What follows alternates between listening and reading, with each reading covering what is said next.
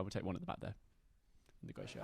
First off, thank you for the debate, very good, and thank you to Jonathan and the Amy on his show a while back.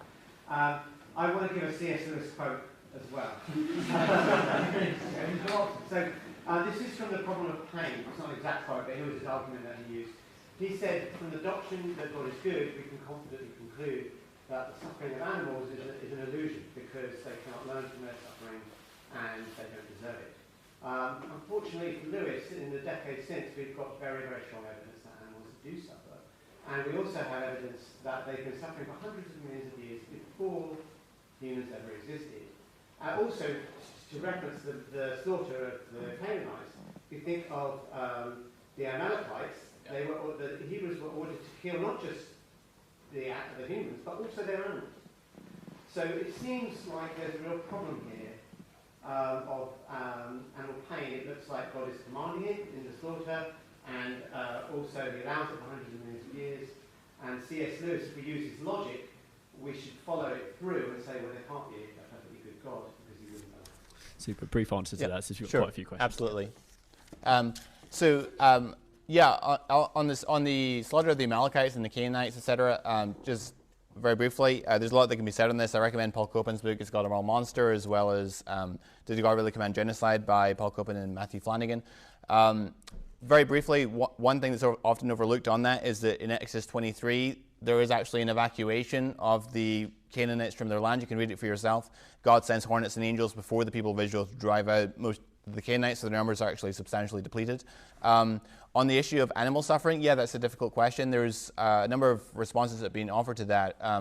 Bill Dembski, for example, in his The End of Christianity, argues that actually the fall with respect to its cause and effect relationship is retroactive. That is, that there's basically, he envisions there being two worlds that intersect at the Garden of Eden. You have the world that God intended, and then outside the Garden of Eden, you have the world into which they are banished, which is prepared in anticipation of the fall.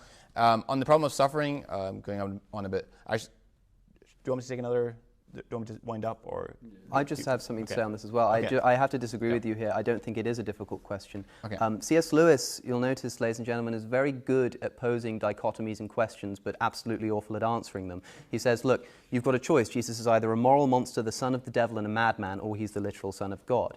And he goes the wrong way. He says that it's either the case that God is a moral monster or that animals are incapable of suffering, and he goes the wrong way. Look at the outcry when the UK government decided to opine that animals can't feel pain. It was an immeasurably immoral thing to do, and I think that anybody who claims that the suffering of animals is not real and not worth thinking about in an ethical sense is deluding themselves. And I think that you're either going to have to come up with some kind of theodicy that includes animals. I don't think we can just fall back on some idea like Lewis has that animals can't feel suffering. And like you say it's a difficult question. It's only a difficult question if you believe that God exists, and that the God that exists is the Christian God, and that not only do human beings, who I don't even think that we are deserving of the kind of punishments that he has in store for us and the suffering that he bestows upon us, but also animals it's inflicted upon animals as well. It's only a difficult question if you have to believe that.